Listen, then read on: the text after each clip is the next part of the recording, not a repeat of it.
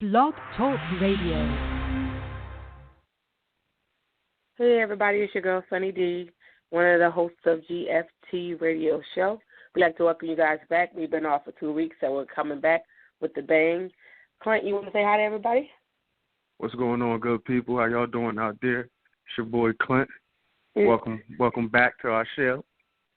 Yes, we've been on a little break, but we're back. Want to tell everybody, if you listen to the show currently right now, you're probably on blogtalkradio.com. I hope you guys caught up on our past shows or checked out our website, gftradioshow.com as well. Tonight we're going to talk about current events. We want to touch base on Orlando as a whole. A lot has been going on in Orlando in the last couple of weeks, and it just really has not been a good month for the Orlando community at all. So we want to talk about our opinions and our thoughts of what's going on. And, you know, if you want to join in, call us. The phone lines open up at the lines open up at 10:15. You can call us at 657-383-1155. So, Clint, you want to talk about some stuff? Yeah, let's get into it. All right, so I guess we'll go ahead. No, go ahead. You start it. Oh, so I want to touch base on the first thing that happened in Orlando, which was the shooting death of Christina Grimmie. She was a singer that was on The Voice, I believe. Yes. And she was shot at a event that she was attending, and that's just was, you know, this girl was a rising star. She was, you know, doing really good on the I actually was watching The Voice for most of that season, and I remember her. And I believe she was from Jersey, right? Yeah, she was definitely from Jersey. Yeah. And it's just go ahead. Now, it was just crazy because, you know, it seems like, I don't know if because I think she performed, and then afterwards she was signing autographs and such. Mm-hmm. And I think the guy walked up on her, and her brother saved her. Well, not saved her, but the sheriff was like the brothers jumped on him and saved it from being a massacre. Because I guess dude had more guns on him or such. And, you know, I'm thinking it was coordinated. Yeah. And, you know, maybe she was the main target, or because I'm not sure if he was stalking her or what. I thought that's why it was kind of vague on that one, whether or not he was stalking her. Yeah, because it was like they couldn't really find no, you know, information on it, especially no internet footprint. Yeah. To see if he was following her or whatever. But I think he just targeted the most popular person in the room, mm-hmm. and then he was going to shoot up the rest of the room. Yeah. No, I mean I think it was going to be like a plan, because didn't it happen? Like it happened the same weekend as the Club Post massacre. Yeah, but what I'm not understanding, when you have a public venue like this, and even though she's not a celebrity, where's security? How does someone get past? That's why I was kind of foggy on the details, whether it was an outside event or an inside event. But either way, you know, they usually have security for these types of events. So, like, what happens with security? How does someone make it past there to be able to do something? You know, I'm not blaming security, but you just want to know, like, when you go to these places, you know, how does something like this happen? I get that things just happen and things happen quickly, and sometimes you can't control it. But, you know, I just wonder, you know. Yeah, you know, it's to the point where pretty soon they're going to have metal detectors everywhere you go. Yeah.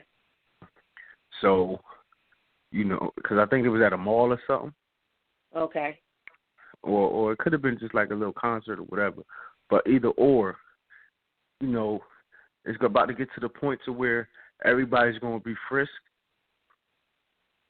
And, you know, they're going to make sure you don't have no weapons on you. And it's a shame, like, you can't even go out and enjoy yourself or do your job as she was doing, entertaining people, without somebody, you know what I mean, without gun violence, without somebody trying to kill you. It's starting to get to the point where it's ridiculous. It's also seeming like it's a bunch of copycats. You know? It's like trying to instill fear in the public.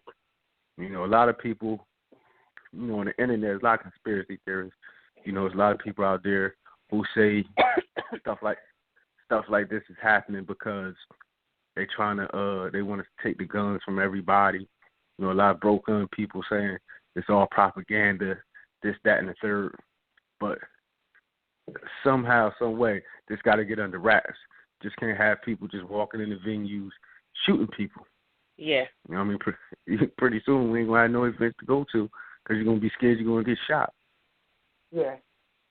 And that's like, as you said, we go back to the other event that happened in Orlando just a couple of days after the Christina Grimmie was gunned down. You got the Pulse nightclub where this guy decided to walk into this club and kill a lot of people. You go to a nightclub, you get patted down to go into a nightclub, and just a thing, like you said, people going to enjoy themselves, and then how they don't know that that's their last night. Exactly. And you're thinking that you're safe, and you're not. I'm still trying to figure out how that man get in there with semi-automatic weapons. Yeah. Did he flash the gun at the bouncers? Did it have yeah, that's bouncers? why I said security. That's why I'm like, I mean, if you follow the news, there's so much going on with that story. Some of it makes sense, some of it doesn't. Some of the eyewitness accounts say it was someone different, or just different things. So then you hear different stories, and then you hear the conspiracy theories and stuff like that. But the first they said that he was a Muslim extremist. And then he was against, because it was a gay nightclub, that was against gay people, but then he has been known to date men or be on dating sites. Huh? Yeah, he was known for going to that club. Yeah, going to that club and going on dating sites, linking up with other men. So it's like, was he ashamed of himself and decided to kill a bunch of people that were like him? And he felt like it was an issue against his religion, or was he a religious person, like the suicide bombers? Because he didn't try to kill himself. He got shot and dead by a cop. The guy just came out saying he used to date him. Yeah. And met him. He met him on a website called like a gay dating website called Grindr. Yeah. So it's a lot of this story that you can't get inside a man's head. You don't really know what's going on in the person's head. So it could have been a mixture of him hating himself, mixed with the religion. But I think it's more so him hating himself. Yeah, because they said they have a 911 tape of him saying that he was a part of ISIS or something like that. But I don't think that tape. They said that they were going to play it. They had the audio, but I haven't heard it on the news yet. So I would love to hear that he called 911 right before it happened and said that. Because it's like I said, it's a mixture of you don't know what was his motive. And then they said his wife, or his girlfriend at the time, took him to the place, and he, had been there a couple of times, like to case the joint and see, to see, I guess, his level of attack or his plan of attack. Yeah. And she might be charged with it. But then he had another wife that he was abusing, so the other wife could sympathize with the new wife. And why she followed him, why she, helped him. It's like I say, this story has so many twists and turns that at this point you don't know what to believe, because some of it sounds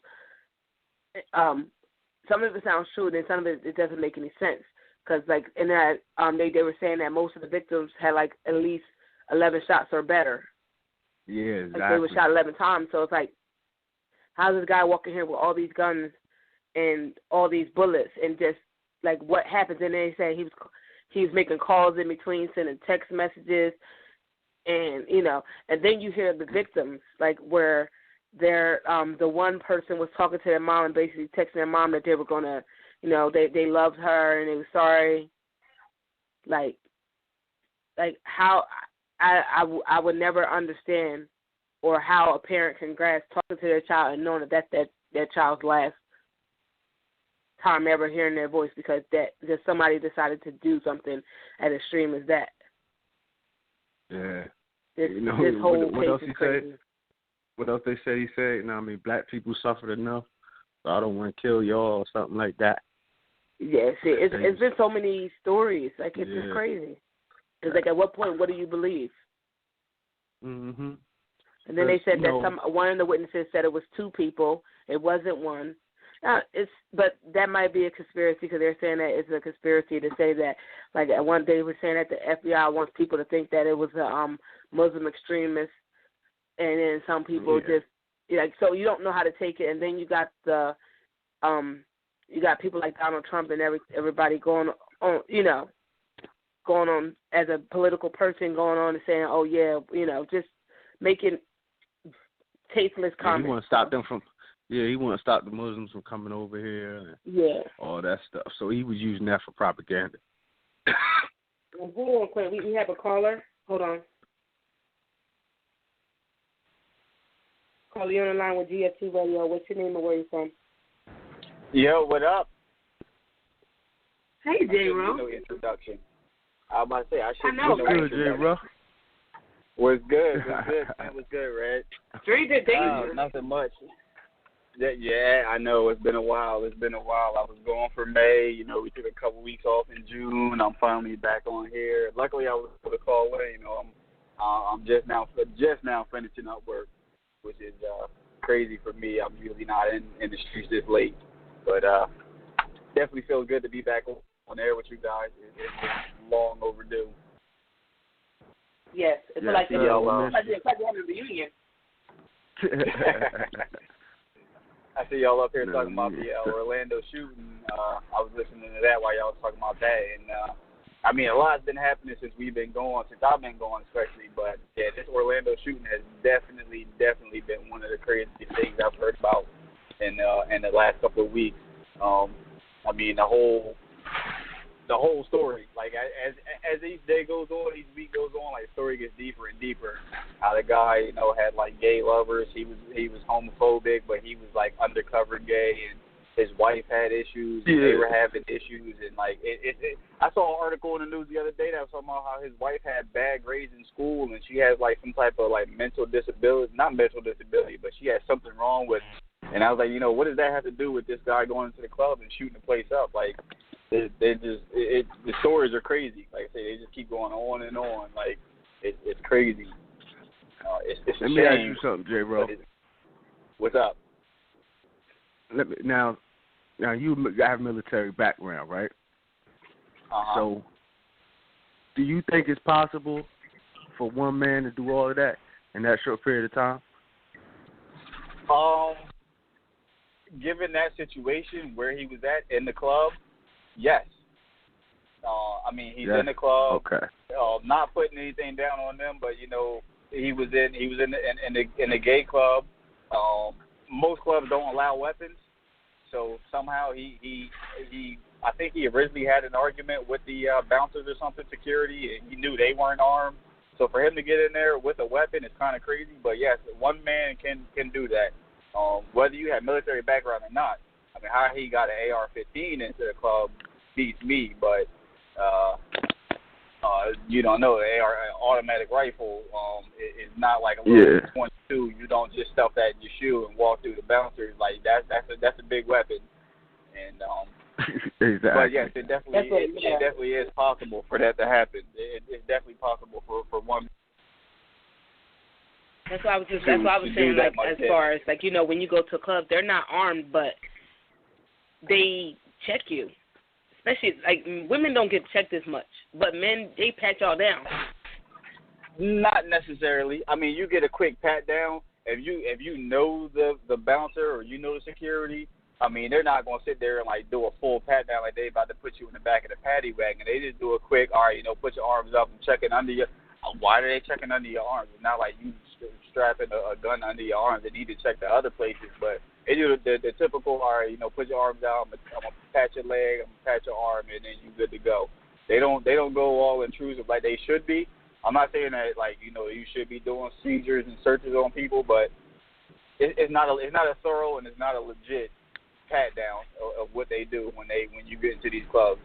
I mean, you can sneak more than the gun, and they got knives, they got blades, they got all other kind of things, and these pat downs are kind of a joke. I mean, being in the military and having to do actual seizures and seeing these people doing like official pat downs where you have two people on them and you got, you know, you always keep your hand on the person. Like, they're usually doing pat downs on the ground, but it's these pat downs that these people are doing, they're like elementary school pat downs. It's nothing serious. All right, guys, hold on 1 second.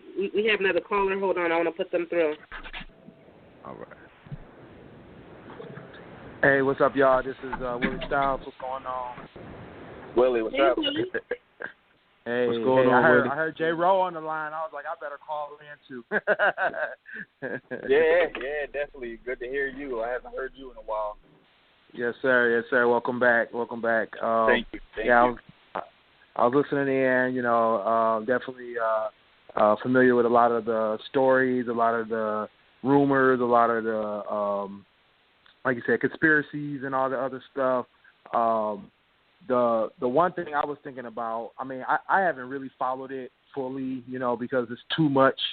I mean, it's like a water hose, right? It's just flowing, information flowing because people got tons of stories. But I think the one thing people aren't thinking about in terms of like that argument part was like, if he came back with an AR and the bouncers aren't armed, who's going to stop him? You know what I mean? Who's going to stop this guy walking in with an AR or two ARs or whatever he had and all the ammo that he had, and he's busting in the door? You know what I'm saying? So, I mean, the guy did have military background or military training or whatever it was, armed service training. He was a licensed to even carry assault weapons. So the guy knew what he was doing. So more than likely, he had his own style or method to get in there. So I mean I don't doubt, like J-Ro was just saying, I don't doubt that you could come in there and do that much damage, because the thing is, that club is like one of the most popular clubs in the area, Gay or Straight, and it had a very it's like a flat entrance, because when I was down there in Orlando, these clubs are sitting in the same block. They go around the same like group of buildings, and they all got these entrances where when you walk in, you in the club. You're not going through a vestibule and then having to walk upstairs or nothing. You walk right in these clubs. So he could bust in. He take 5-10 shots, and I mean, I don't know how fast you can do 10 shots with an AR, but I'm sure it's really fast. You don't probably hit about 5 or 10 people. You know what I'm saying? So yeah, but I'm just people doubting even if they saw him a submachine gun is silly to me. It's silly that people are doubting this. You know, my point is, like, okay, so if he came in in the door with the gun, like you said, approaching the club, and like these guards don't have weapons, like they're just regular security guards. You know, they look big, but they're most of the time they're bigger guys. But if you don't have a weapon, you just don't have a weapon. If somebody comes with that big of a gun, you really can't do anything. But at that point, my concern is calling 911 as soon as you see that, because that way would have less. I'm not blaming anyone, but I'm just saying, like, you know, this wouldn't have been as big as it was. Right. I don't understand what other people was doing besides calling the police. Like, there was the one guy whose mother posted his text. He's telling her to call 911. I'm like, why didn't he call 911? And you know, I know he was in there. I believe it was like an hour, and he's shooting through walls. He's shooting people in the bathrooms. He's walking from room to room. Yeah. So, so apparently there should have been some calls other than just his call to 911. I mean, I'm assuming so, but like you said, not sure what was going through them people's minds. I know another thing I heard, like entrances and exits, like it was limited exits. It was limited. I mean, there's one way in, but there was limited exits. I mean, they said when the police showed up, they had to like use one of the police rams to knock down one of the barricades because the thing was like barricaded shut. So they had limited access to get out. I mean, they had people breaking through windows, and they had to actually break through a wall. They were calling their parents and everything. Get out. Yeah. Yeah, and I heard at one point, wasn't he like picking people off as they were leaving? Like, wasn't there shooting going on as the people were leaving, like trying to escape? Like he was shooting people as they were trying to leave. Something along those lines. He was doing a lot. They said he was texting, he was making phone calls, like he was texting people, just miscellaneous stuff. Yeah. I think he planned that. I think he planned that for so long. I think for a long time, and I think. Oh yeah, they say he spelled it out. Like he had to play. He plotted that thing out, and he knew there's limited exits. He knew how many people was going to be in there. He knew the best night to hit it. I think, he had that thing well planned out. The reason why is up in the air. Some say, like we said earlier, maybe because his religious beliefs or because he just hated himself. I tend to believe he just hated himself. Yeah, me too. And he took it out. Yeah, I mean, he took it out on the thing about everybody else. Yeah, the thing about him being on Grindr and all those other sites and cruising and all that kind of stuff. So, he probably, finally caught up with him or something, or he finally got depressed enough that he felt like it was, somebody else's fault, blaming other people. Exactly. Yeah, but they said that somebody that went to the mosque with him that he attended had warned the FBI about him prior to this because of his behavior before. And a lot of things that he was saying, the guy was like, he had called them, but I guess they were watching him or not watching him or didn't take it seriously or whatever the case may be. Yeah, he was watching. Yeah, he was so watching. So he wasn't surprised that this happened. And then released from the watch list. He was on the watch list for a while, and then they took him off. Yeah, that's where then you allow that man to go buy semi-automatic weapons, or automatic. That's why we need stronger gun laws, and I don't understand how come it's such a fight Here's for my that. thing. Here's my thing, Sweetha. With the gun law thing, you don't need license to get a gun. Like this, a criminal, if you want a gun, it's too many guns out here. So if somebody want a gun, any kind of gun, they can get it on the street. I don't care if you live in the suburbs or in the ghetto. They're available everywhere. So I really don't understand how people think making the gun law stricter is going to help. You already created this culture. This culture is out of hand now. You know what I mean? Guns and shooting and the Wild Wild West, that was popularized throughout time. So now, I mean, it's a part of the culture. I don't understand how they think they could just reel it in. You know what I mean? It's too late. Right, exactly. Yeah. I agree with you. I think there is no these gun laws aren't going to really stop anything. Like you said, if you want a gun, you'll find a way to get a gun. It's like if you want money, you'll find a way to get money. You don't have to work. You can rob a bank. Same thing with a gun. Same way with anything. Drugs, guns, money, whatever. You want it, you can get it, whether it's legally or illegally. Exactly. Yeah, well, I'm just for the family members that lost loved ones due to this senseless act of whatever his reason was. I think if he hated himself, he should have killed himself, not other people. I just feel like, these people lost their loved ones. Like I said, they went to a nightclub, thought they were going to have a night of fun, and so many people were lost. And it's just really sad to know that, that happened. He was too much of a coward to do it himself. Yeah, I get that. Yeah.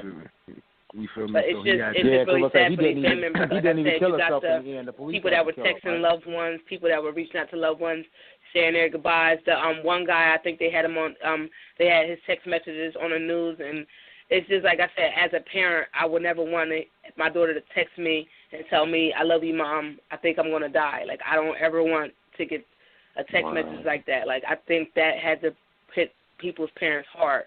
Well, just to know that 1 minute your child was happy, the next minute their life was just snatched. So I just want to send prayers out to them, those families. It's just sad.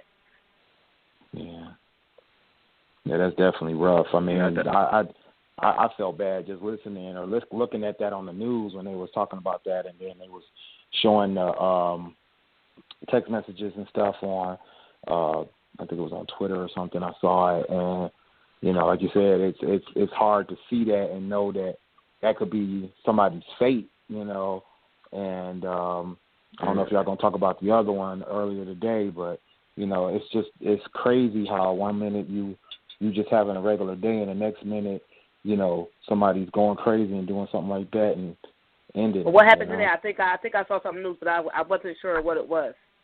The Germany shooting, or is that what you're talking about? Yeah, Chicago. Germany, yeah. But No, before you Chicago. mention that, let's not forget they caught the dude on the same weekend, the same day. They caught the dude in L.A. at the gay parade. He had bombs and guns on him. Oh wow. That same day they killed the 49 people. They caught the dude in L.A. He had the bombs, In L.A.? The guns. Yeah, at the gay. It was like a gay. They was having a gay parade. They was having a gay parade. Yeah, it was Pride Call him weekend that the- whole weekend for all the cities. Yeah. We had But the the one same today thing up here in Detroit. Yep. But you was talking about the thing that happened today in Germany? No, in Chicago. I didn't hear anything about Germany. What happened in Germany? Oh, something happened in Chicago? I didn't hear about Chicago. I heard the Germany one though. A guy shot up the movie theater. I don't know if anybody died over at the movie theater shooting, but I didn't hear anything about the Chicago shooting or whatever happened in Chicago.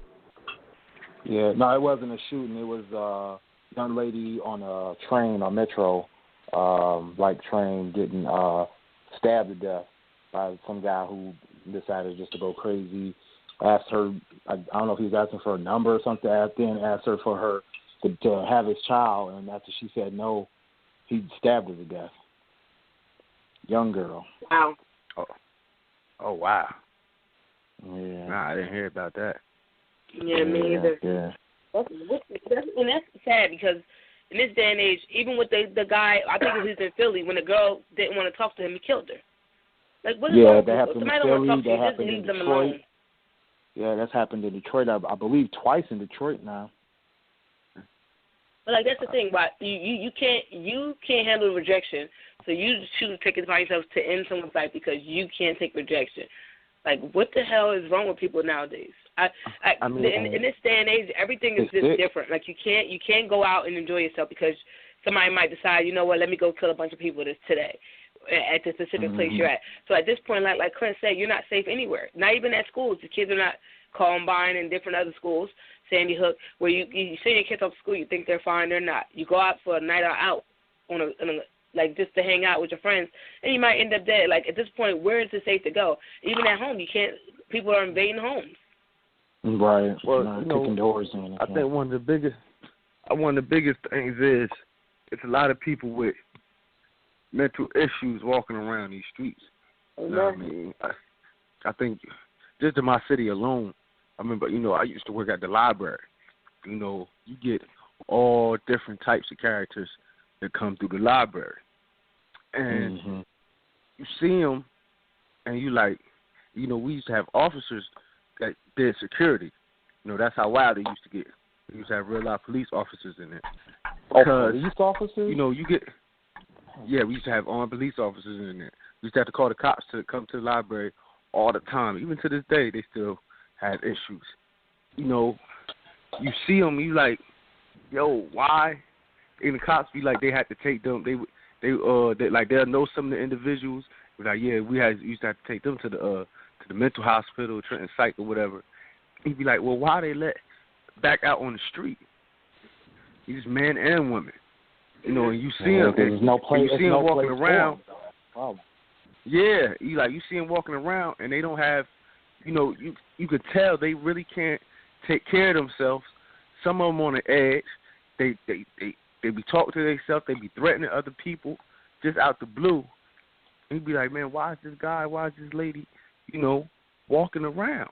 One lady tried to attack one of the workers one day. And like it ain't just a Trenton problem. It's everywhere. Like these people, these people need help. Like, why are they on the street? I was in the hospital last night, and with my daughter, and this lady, she was a mentally unstable woman. She was she was going off in that emergency room.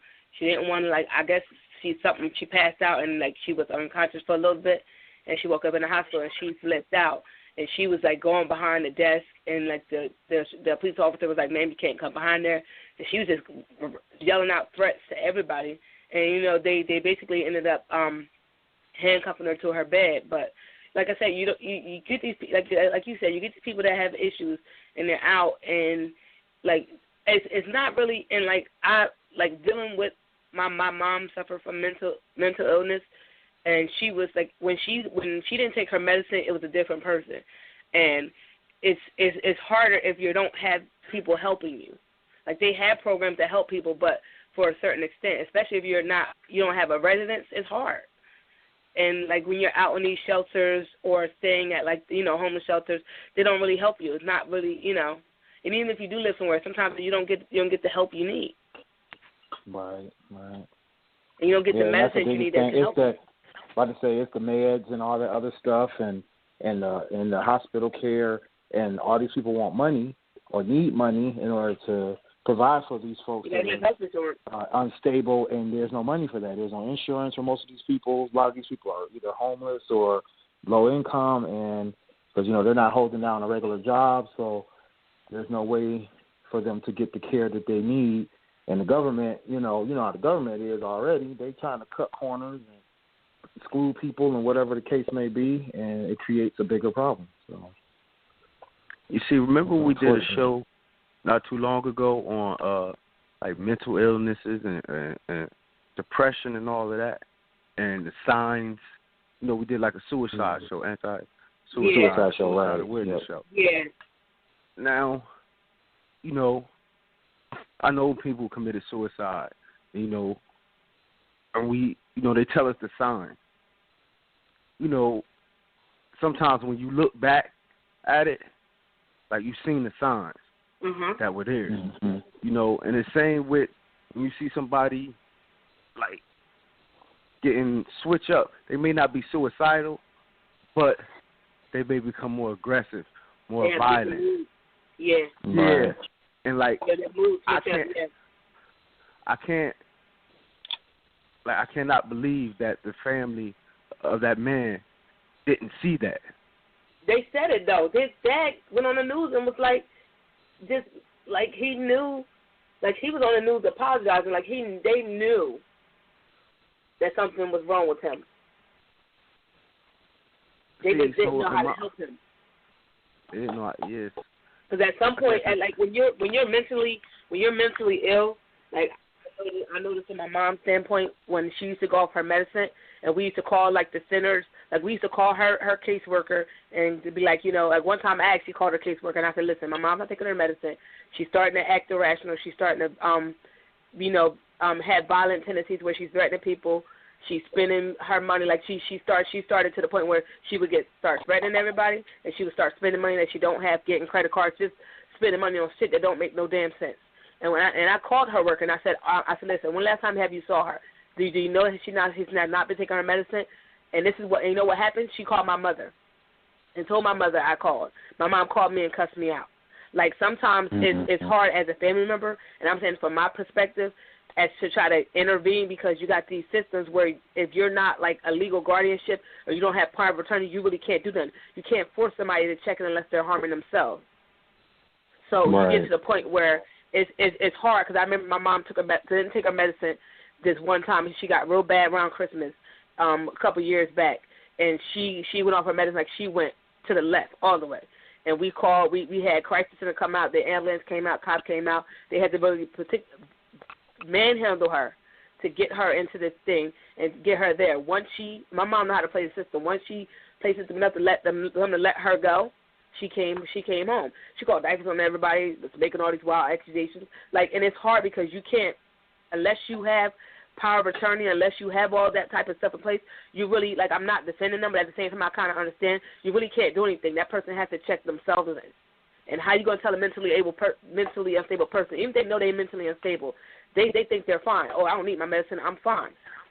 And you can't force them to do anything. It's so hard. They have to harm themselves for somebody to take action. And it's like, how do you help a family member that you really can't help when the system is set up for you, where you can't intervene, or if you do intervene, they're going to contact the person and say, well, blah, blah, blah, and then it's counterproductive. Yeah, it's all. So, I think that the system needs to be fixed as a whole. Yeah. The system is reactionary. I have the same issue with some loved ones in my family. I mean, my mom, a couple other people in my family that are that have, background in mental health issues.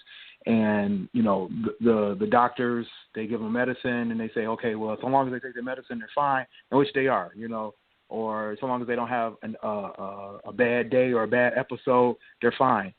But, as soon as they start to change or switch up and you notice, like you said, they say, well, are they threatening anybody, or are they, hurting people or hurting themselves? And it's like, if you say no, then they're not going to help you. You know what I mean? You literally have to wait until something happens. Something like this drastic is bad. That something that drastic had to happen for that family to finally get what they needed for that man. But that's the way the system is set up, unfortunately. That's why I said the system needs to be fixed, because you can't really. It's hard for a family to do something like, unless you have power of attorney and that person completely incapacitated. You can't really do anything. You can't force them to do anything. You can't make them stay. They they have to do something, and then and sometimes the stay is only 3 days or 30 days or 15 days, and they're fine. They can go. And it's like, okay, like if you know that somebody has been in the system periodically, they know how to work the system. These people are mentally unstable, but they're very smart, and they know how to work the system, especially if they've been in it plenty of times. And they self-medicate. Oh, I'm fine this time. I don't need this. Or I'm fine this time. Or I don't need this. And then when you go off the medicine, like you said, that behavior is trigger. And you, like I said, the system is just set up to not. Like, the system needs to change. It really does. I definitely agree. Now, I mean, some of it is patient, right? Some of it is trying to be allow people to self-manage. That's the thing. There's so many ups and downs and back and forth about it. Like my mom, she can self-manage. She can self. She can take care of herself. But it's all about the timing, right? Something happens that puts her too often over the edge, then she goes over the edge with it. Where somebody else, the slightest little thing, no meds or whatever, then they go off. It always depends. And it's just those people who can't do anything at all, and you got to put them in a hospital long term. So I think it's so many so many, I guess, individual situations that causes it to be so hard for them to figure it out. I don't know. Clint? No, I was just going to say to those people out there listening, y'all got anything y'all want to chime in, please call in, 657-383-1155. Yeah. I also want to talk about another thing in Orlando about the 2-year-old that was at Disney doing normal 2-year-old stuff and was attacked by an alligator. A lot of people were trying to figure out what the parents were doing and why this kid was attacked or snatched up in that manner. His name was Lane Greaves, I believe. Mm-hmm. And So and they were saying that Disney should put up more signs around that perimeter, saying that alligators, beware of alligators and things of that nature. What do you guys thoughts on that? Correct? Oh man, my thought on that whole situation is, I blame the business, because first of all, okay, you got the signs up that say no swimming, but if there is a possibility that an alligator may be in there, you should have that thing gated up to make sure that no kids or no adults can get over there, so an attack wouldn't even be possible to happen. First of all, you really can't blame nobody else but them. Yeah. You can't blame the parents, because I don't think the kid was actually swimming. I think they were just like standing in the water. Yeah. They probably just trying to cool off, and they from Nebraska. Yeah.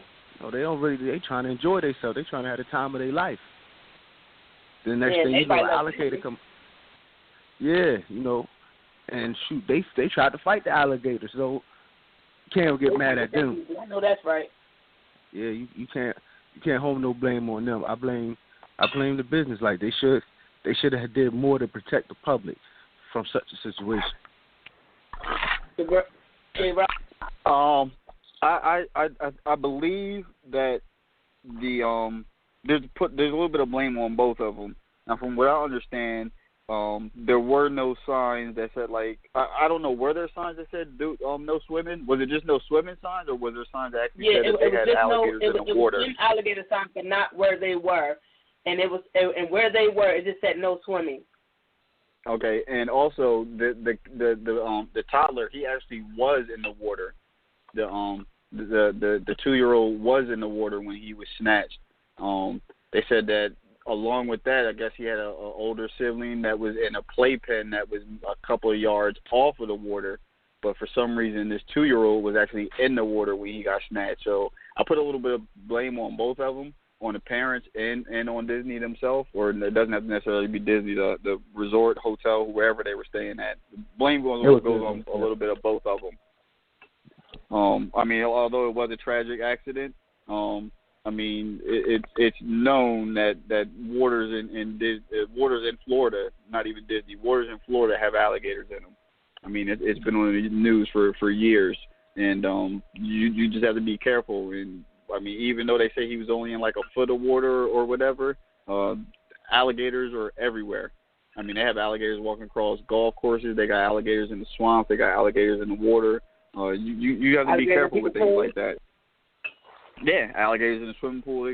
People walk in their house in Florida and find alligators in their house. Like, I mean, alligators, snakes, all kind of animals.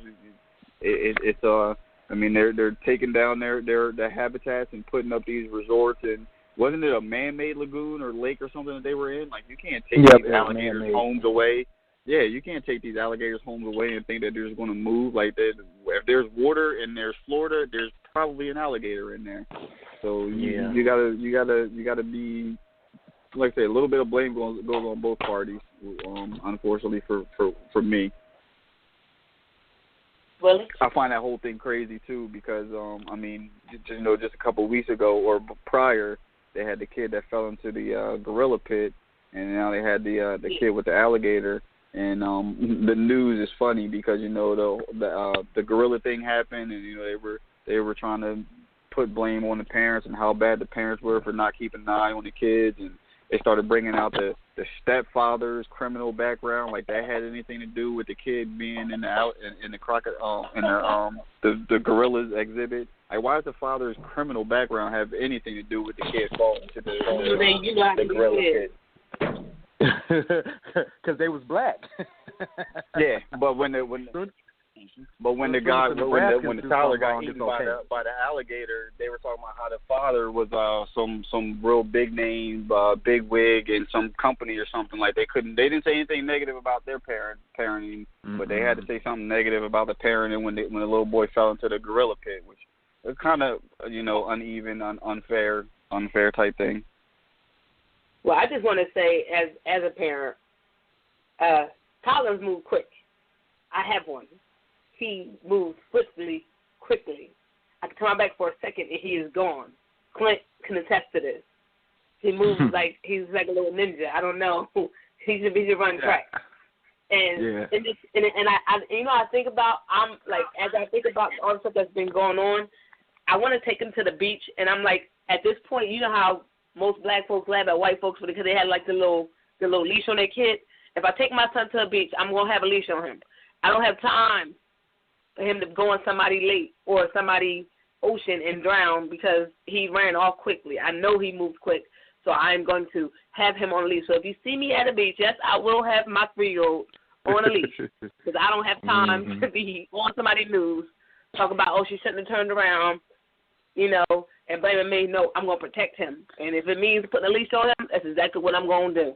But, I'm just saying that as on behalf of parents. Y'all know these kids move quick. Yeah. So, yeah. I've had quite a few kids in my day, and I had to do that to my godson when I used to take care of him and put him on the leash because that kid was, talk about ninja. Yeah, he was stealth all the time, and if it got quiet, I knew something was wrong. So yeah. And as it goes for the whole situation, I've been to Florida quite a few times, and I've been to those resorts.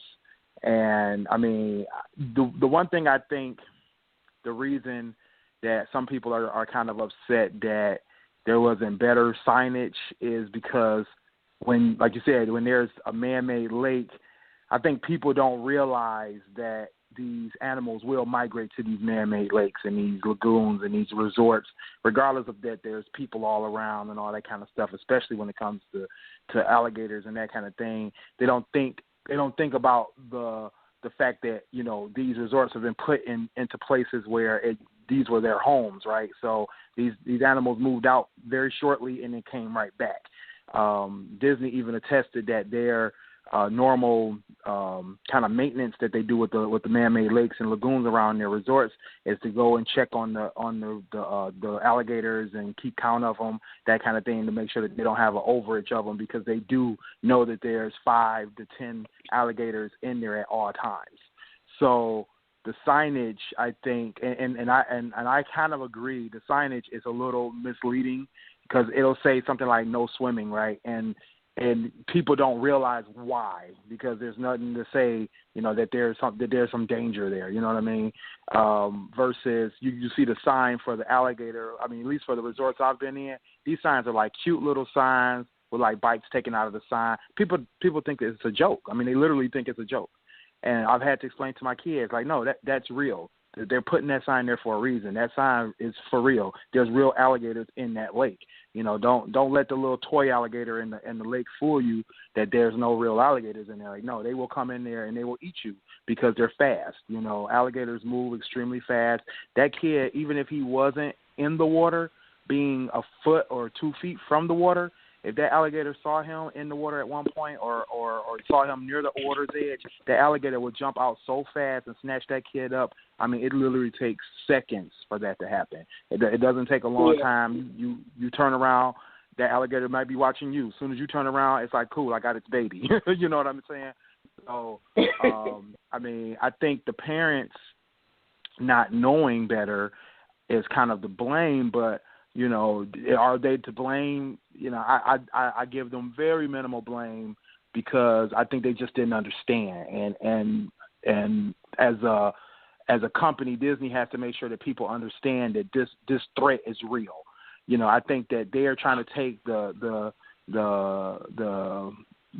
positive or innocent role with the signage to try to not scare people. You know what I mean? They're like, oh, you know, our parks are safe or our resorts are safe. You can stay here, that kind of thing. But they need to be more aggressive in that resort to say, hey, you know, these may be man-made lakes, but we have a dangerous alligator population that will attack if, you know, you're too close to the water.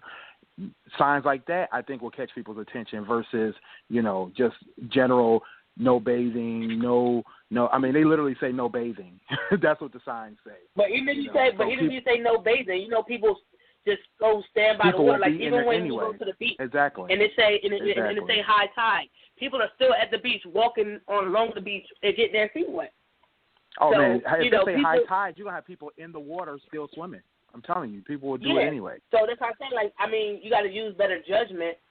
But I'm like, I just think that you should be mindful. Like, I'm mindful of kids around water, period. Like, I don't care what. It could be 1 feet deep. I don't care. They can drown quickly. My son could be in a little kiddie pool, and I'm out there, like, make sure he's safe. Yep. But, you know, I just think that people need to use better judgment and be mindful of things. Like I said, if you see me on the beach or anywhere with some water, I'm going to have my baby on a leash. I agree. That's all right. Saying that, not blaming the parents, but I mean, there's a lack of common sense when certain things. Like, not saying that these parents didn't have common sense, but for anything, like you say, I mean, you see these people at the beach with signs that say, you know, high tide, or you go to like lakes and it says like no swimming, no diving, no fishing, things like that. Those signs are there for a reason. It's not there just because we don't want you to have fun. Those signs are there for a reason. And people just lack common sense. Okay, you tell me I can't go swimming in the lake, no swimming, and the sign says no swimming, it doesn't say anything about alligators. You tell me no swimming, I'm going to get in the water anyway, just because. You're not going to stop me from having a good time. They don't think or put the common sense behind it that, hey, you know, I can't go swimming in here because there's dangerous animals in the water. The sign saying I can't go swimming, but it doesn't tell me why. It's just these people don't have common sense, or they just want some type of thrill or attention. Yeah. I mean, I know. You know, did y'all hear I about think, the mountain lion? The mountain lion. Yeah, you hear about the I forget where it was. I think it's probably in the Northwest, where the mom, she was in the house and she heard some screaming and she went outside and the mountain lion, you know, they also call mountain lions pumas, jaguars, or whatever. You know, had her son. She literally had to fight the mountain lion off her baby. That's what I would have been. I would have been right out there. You had killed me. See now, in that case, it's like, who to blame? I mean, she got to take some responsibility because you know what type of area you live in. You know, if there's mountain lions, I mean, there's bears around, there are all types of animals around.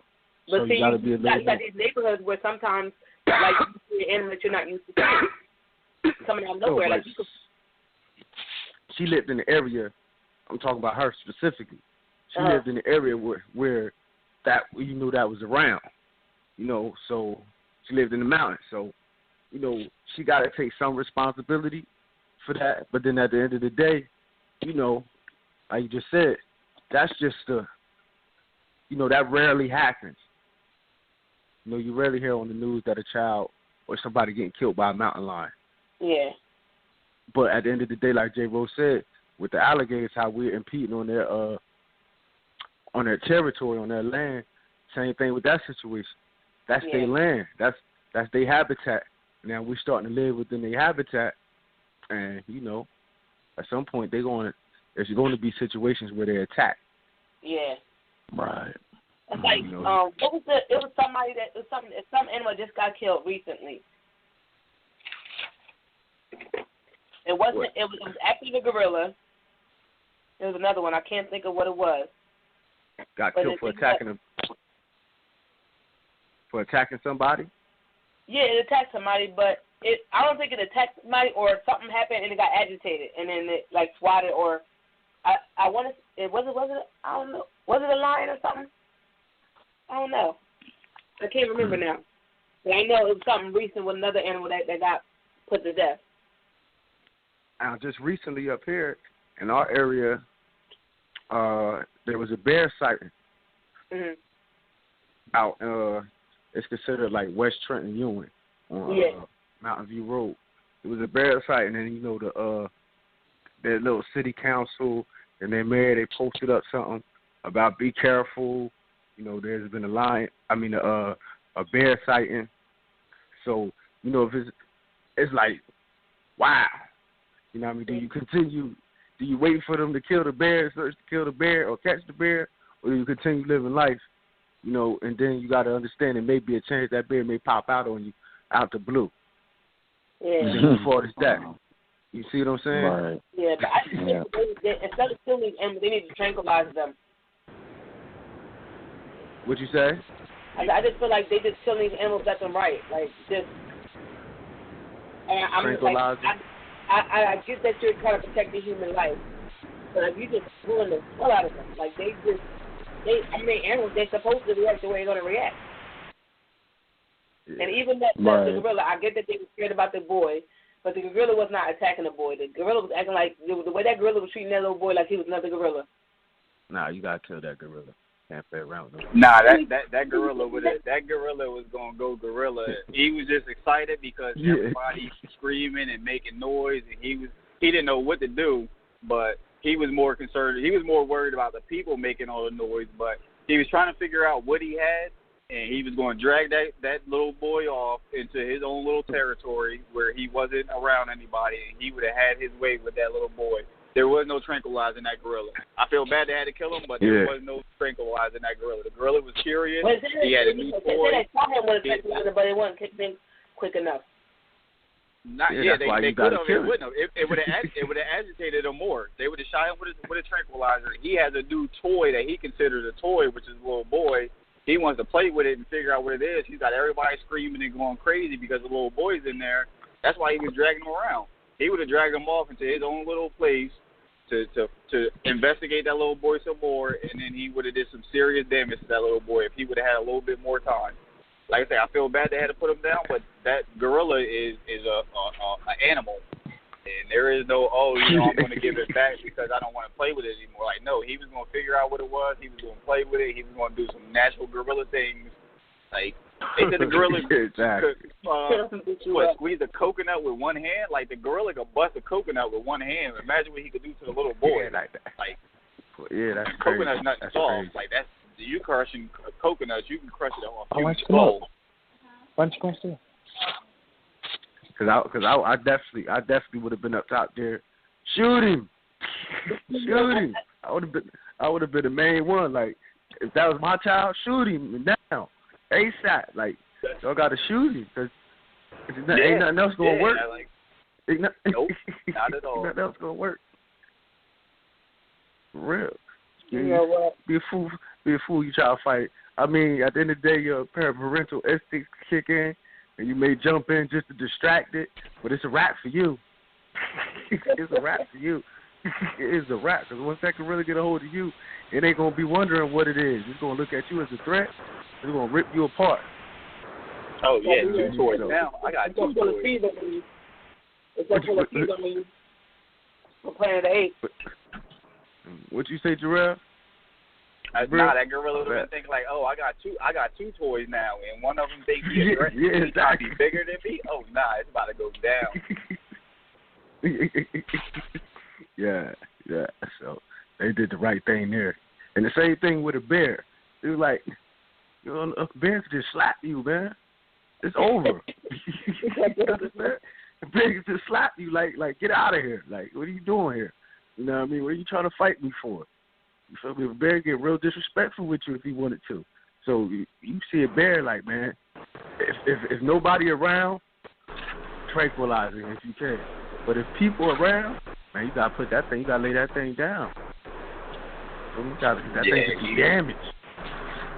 Yeah, you talking like Shaq, like on steroids, like bears is like 7 feet tall, 400 or 500 pounds.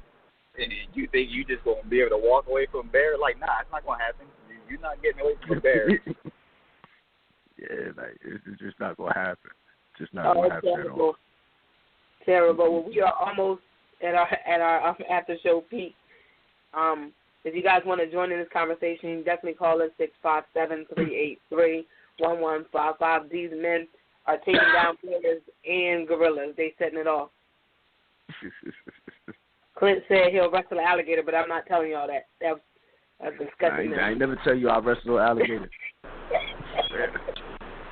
Wrestle an alligator?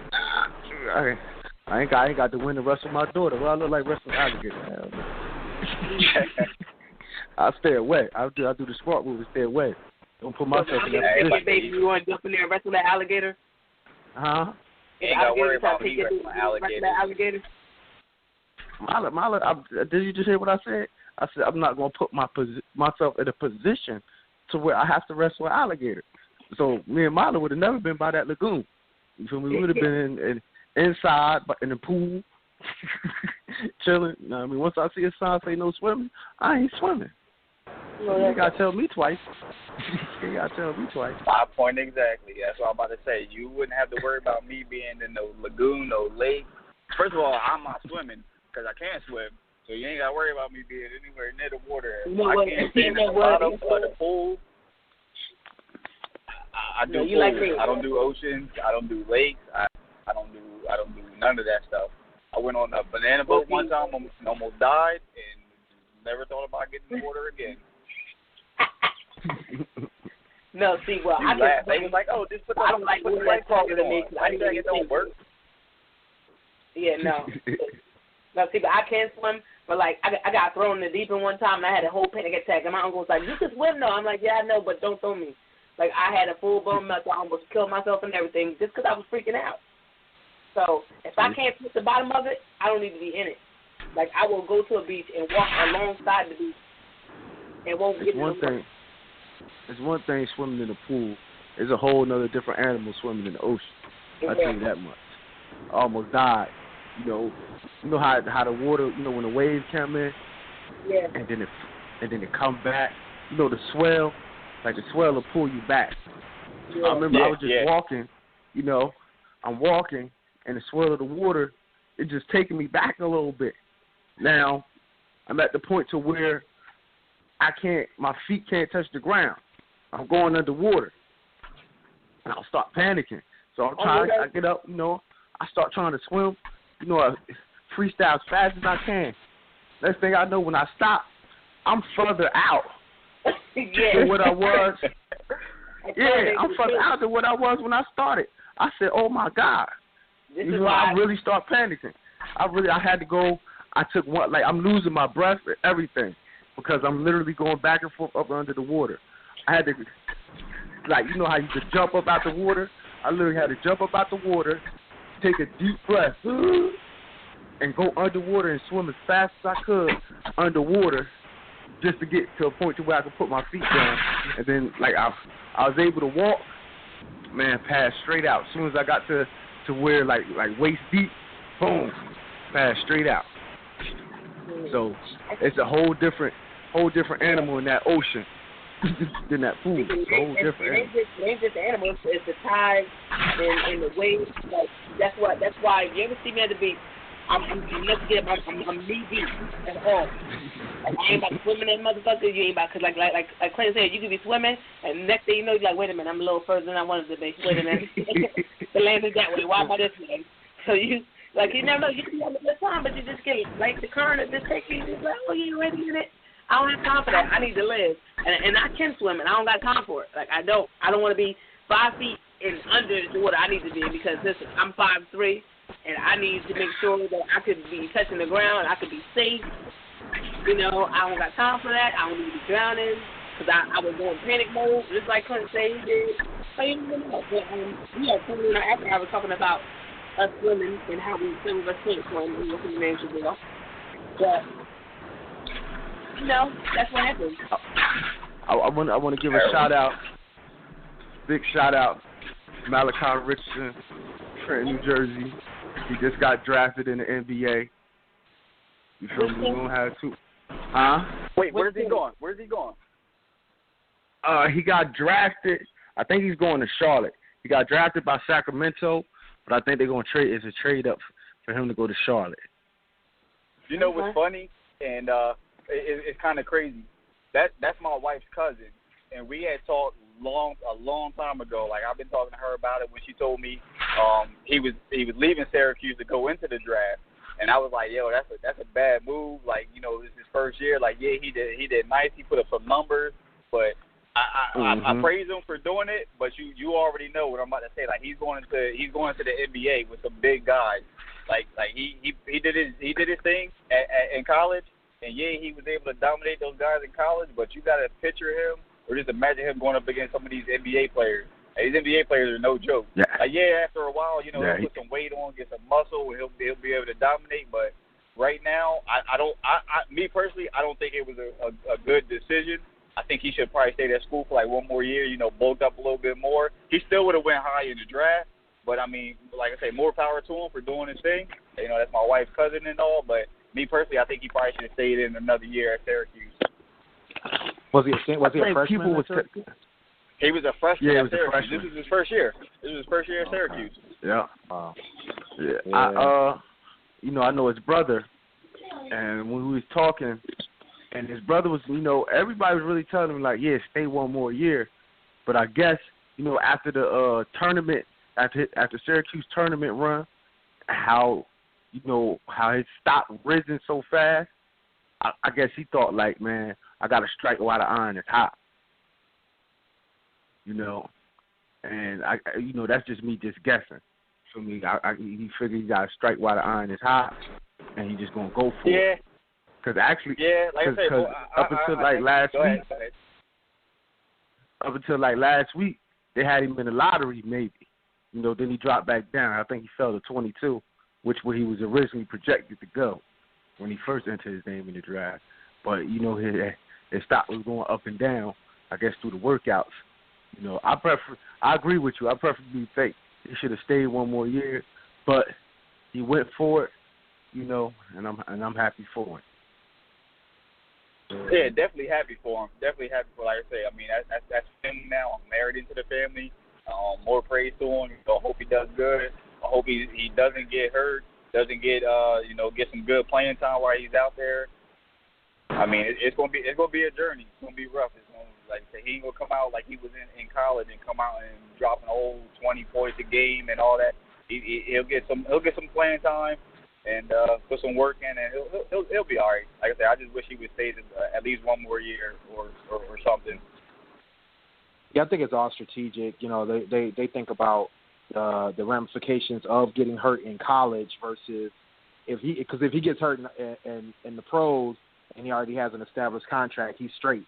You know, but if he gets hurt in college in a year that he planned to come out, now he's stuck, right? He's got to wait it out, you know, go another year and all that kind of stuff. And what if it's something that detriments his game, playing skills and whatnot? So he's on, like you said, he was on a rising tide with the Syracuse tournament and everything. So tournament placement. So you know, it kind of makes sense to him at that point, especially if he's a star player for them. You know, it's all strategic. You know, I'm sure his whatever agent he was working with probably gave him the pros and cons of coming out early versus waiting another year. Yeah, I definitely agree. He was supposed to do the tryouts, because originally he didn't sign with an agent. And if he did not sign with an agent, he was able to enter into the draft, and he could still withdraw his name as long as he didn't sign with an agent. But since he signed with an agent, there was no coming back since he had already signed with an agent. So right, you got to make them pro. Yeah, there are some pros and cons. Like you said, I mean, it's not guaranteed. Just because he gets signed to a team, he can get hurt in the off season. He can get hurt doing summer camp, whatever drills they have. I mean, if he gets hurt and they be like, hey, you know, there's something in your contract, there's a clause in here, you know, you get hurt, you might end up with nothing. There's been plenty of players who came out of high school, came out of college, they wound up getting hurt, and they're done. Didn't finish college, and now they don't have a degree or education, and they can't play ball anymore or whatever. It's baseball, football, basketball, whatever it is. You get hurt before your big break, you're done. Mm-hmm. That's true. I mean, that's true. That you can't go back to school, but like I said, I mean, it's not that I'm saying you stay in school because you need the education. Like, no, you know, stay in school because you need a little bit more experience. They say he was out here dominating these kids in college.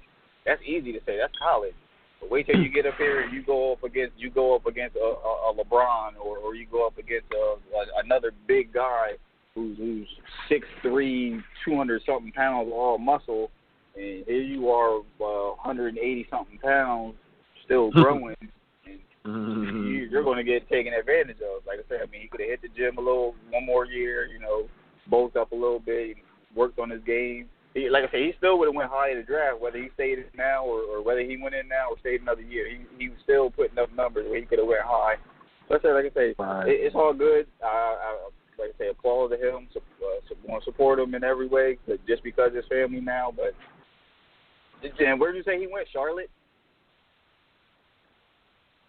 Yeah. He went to Charlotte, and I think they was talking about it may be a trade and may send him to Sacramento, but I don't know if it went through yet. Ooh. But yeah, because for a while everybody thought the Sixers was going to draft him. You know, I heard about that because you know, him coming back home, you know, being close back to home. I heard about the Sixers. Yeah. So, but you know, it's because like you said, when he went into the pre-draft camps without the agent, I figured he just wanted to test the waters, and then he was gonna go back. But he must have got some type of feedback that just, you know what I mean, told him, whether it was from other teams or, you know, from his agent, like you said, it's like just told him to go for it. Oh, no, yeah, he did go to the Kings with the 22nd pick, so yeah, he's with the Kings. Yeah, the Kings, right? Yep. So, I think it might be a trade involved somewhere, because they were talking about somewhere a trade, but you know, ain't nothing get approved yet. But that's big for the city too. That's big for the city too because, give us something. We last player I think we had made it to the NBA was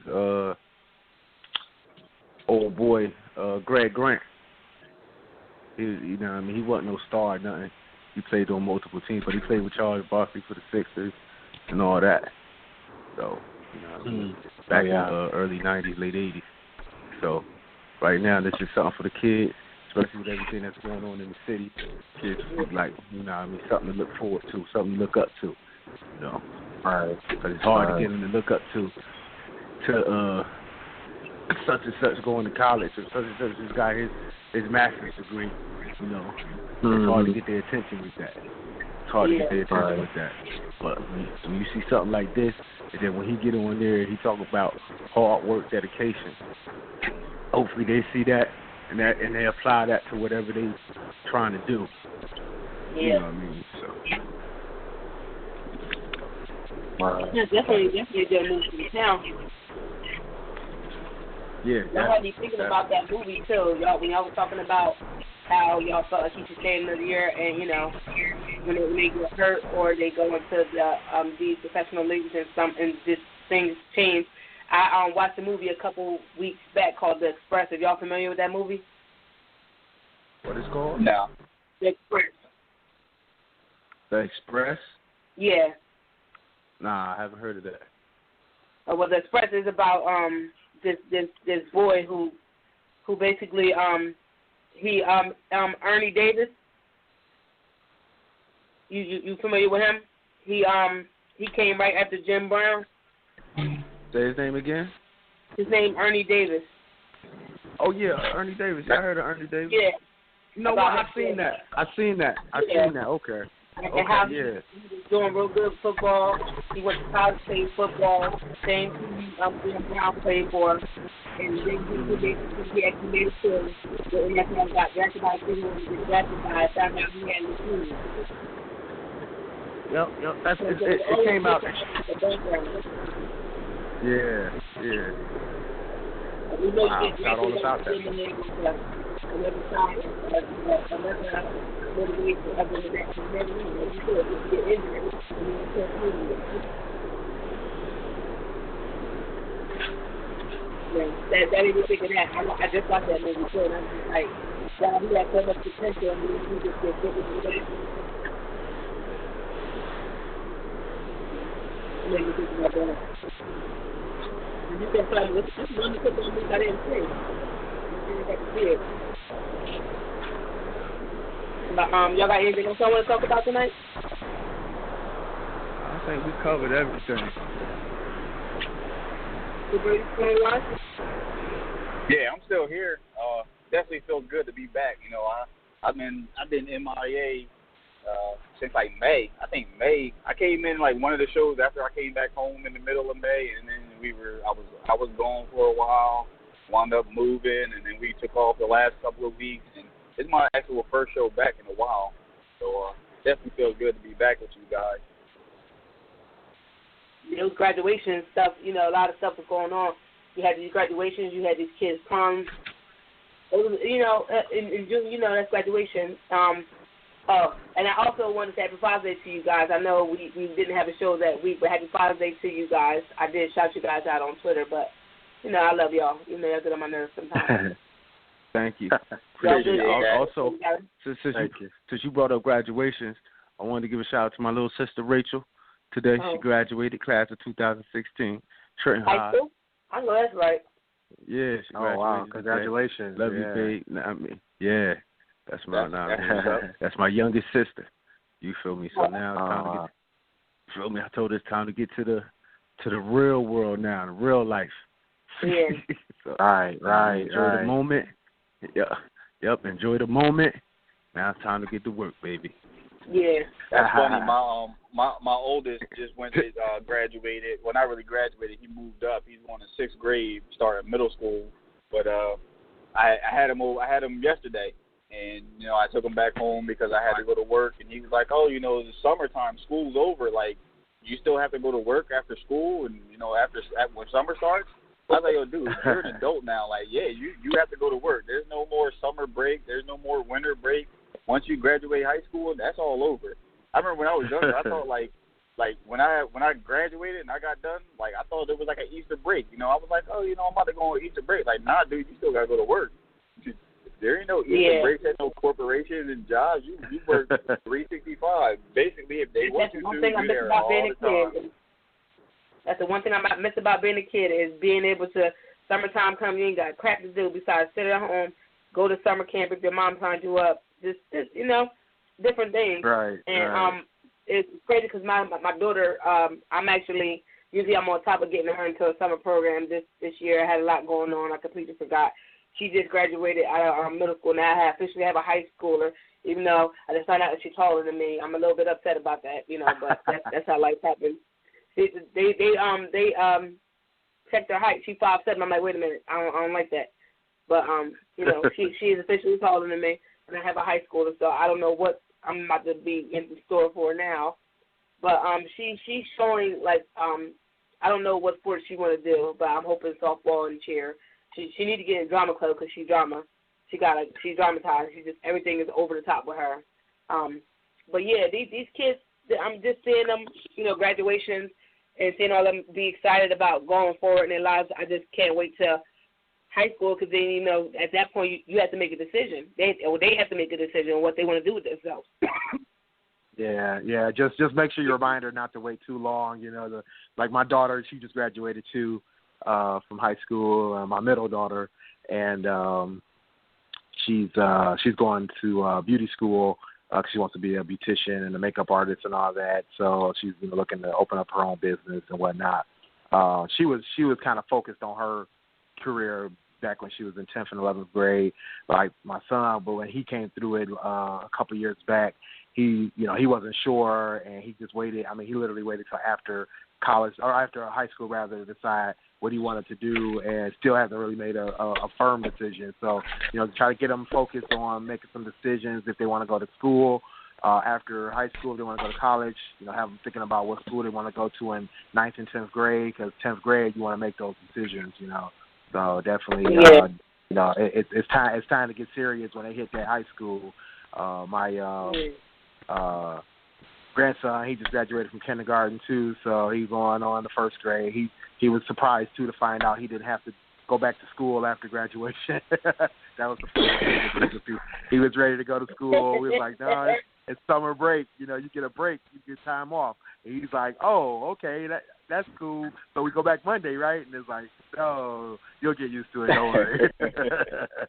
So he's a little excited. He's a little excited to know that he doesn't have to go back to school for a few. Well, he says it's 100 weeks. I'm like, no, it's like 100 days maybe, but not 100 weeks. So we try to get him used to the idea. Yeah, like Willie was saying.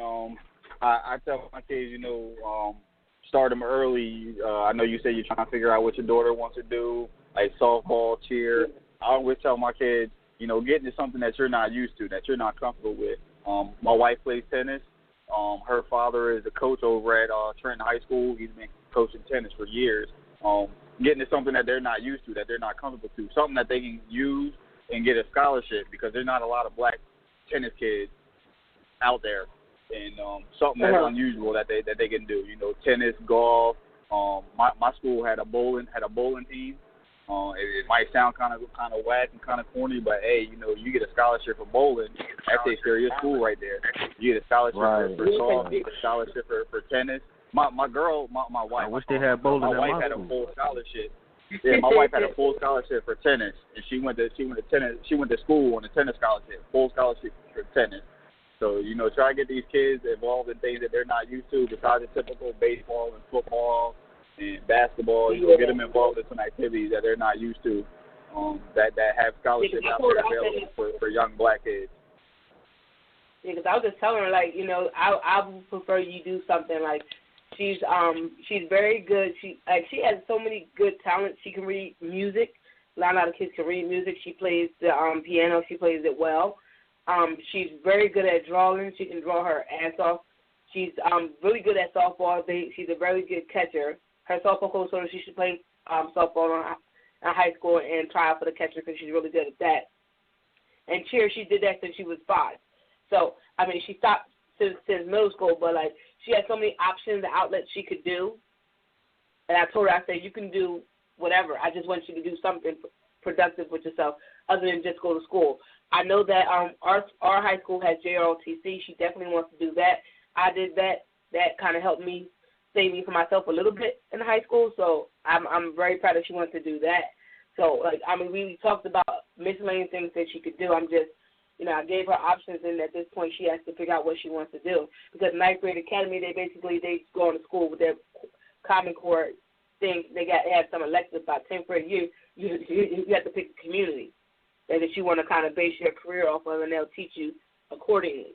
So I'm hoping that she finds something that she likes and does something with herself. But she has different talents that I'm hoping that she either explores or, as you said, do something different, completely outside the box. You gotta motivate your kids to do something other than just go to school, you know.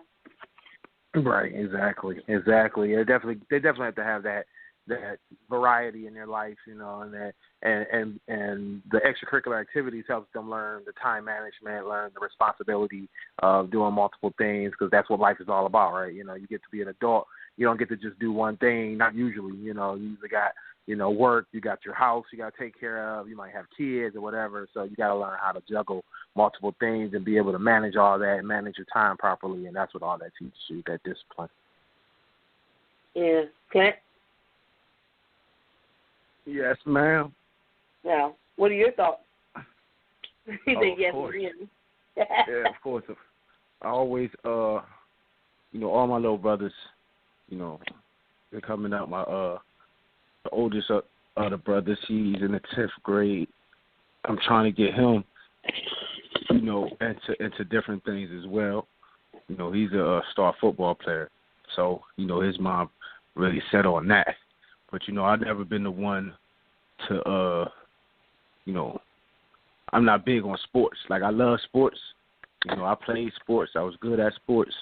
You know, but you know, to me, you know, like J-Rose said, if you're using it to get a scholarship, cool. You know what I mean? But I don't really, you know, want that to be their main focus. You know, I want them to start thinking outside the box as far as, you know, being engineers.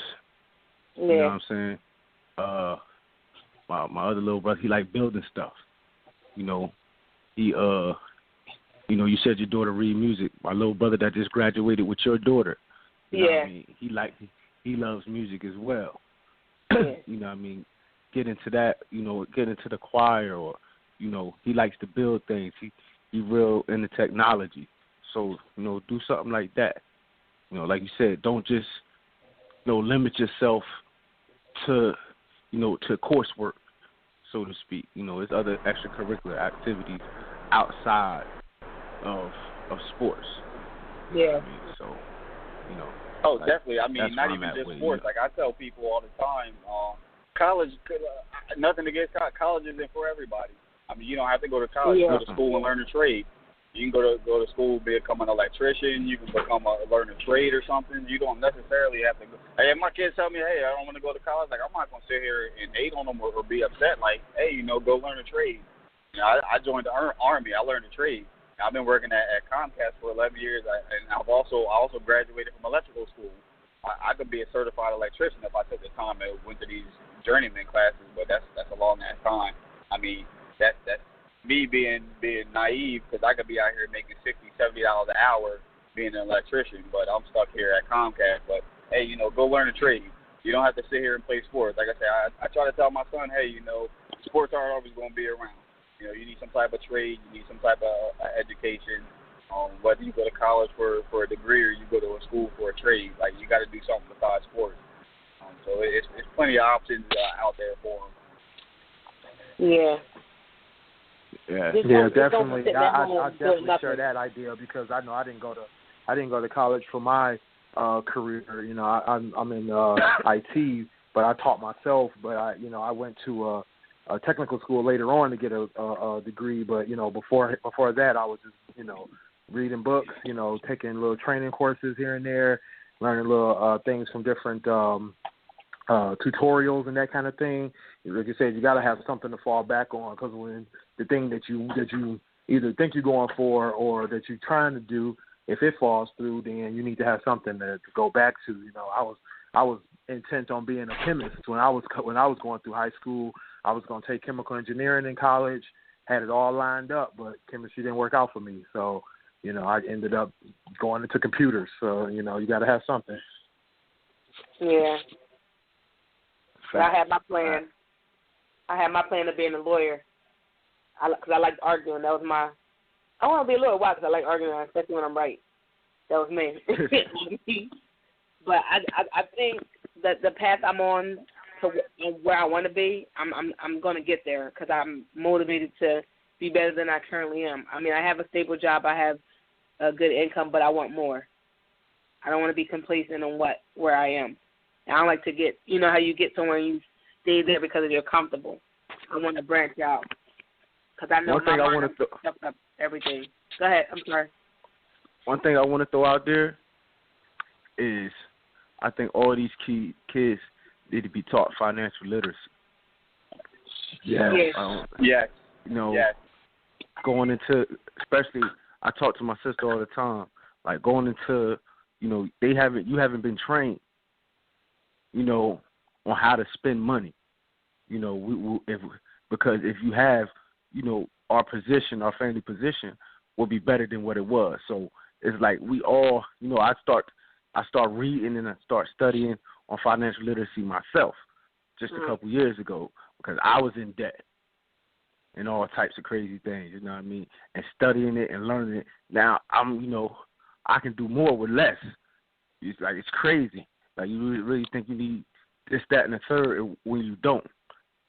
You know what I mean? If you're financial literate, you won't be spending your money foolishly.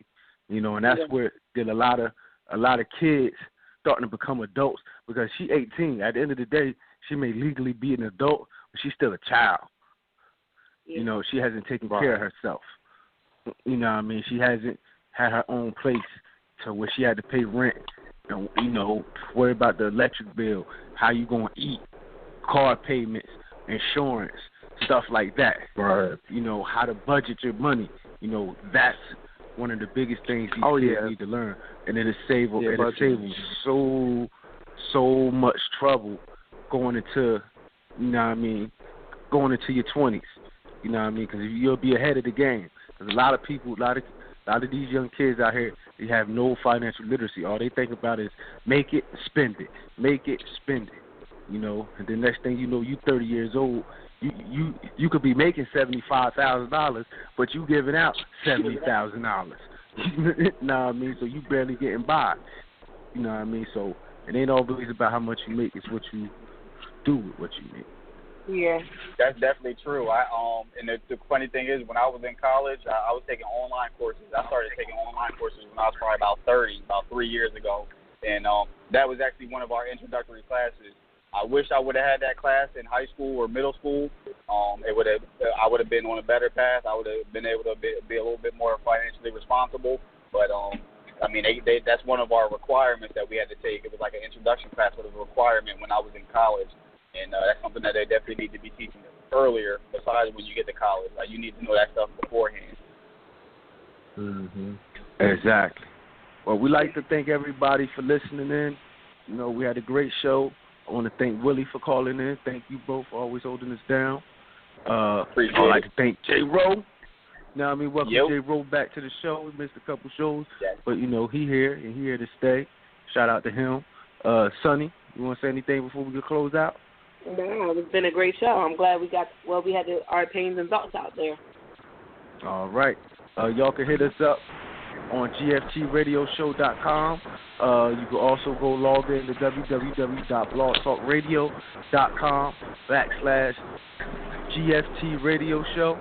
Hit us up on our YouTube, GFT Radio. If you missed any episodes, you can hit me up at akingstruth.com. J-Ro, you want to shout yours out real quick? J-Ro609, get social. I'm everywhere. Google me. All right. Sonny?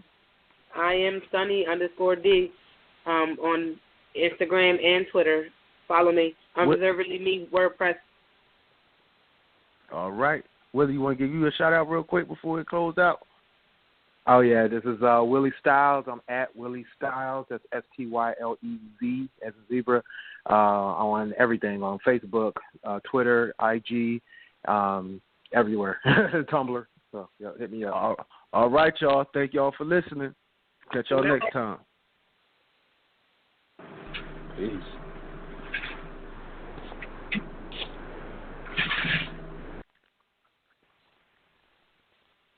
Adding the choice of a crispy chicken BLT to Wendy's 4 for $4 is the biggest thing since rappers trying to sing. I got me hot and I sound like a robot. But do you like the sound of this? Wendy's 4 for $4 now comes with a choice of a junior bacon cheeseburger or a crispy chicken BLT. From Detroit to Macon, I keep it crisp like bacon. Both are topped with crispy Applewood smoked bacon and come with 4 nuggets, fries, and a Coke for just $4. Oh, yeah. At participating Wendy's for a limited time, meal includes small fries and a drink. Not valid in Alaska and Hawaii.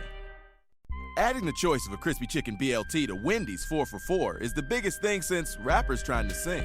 I got me hot and I sound like a robot. But do you like the sound of this? Wendy's 4 for $4 now comes with a choice of a junior bacon cheeseburger or a crispy chicken BLT. From Detroit to Macon, I keep it crisp like bacon. Both are topped with crispy Applewood smoked bacon and come with 4 nuggets, fries, and a Coke for just $4.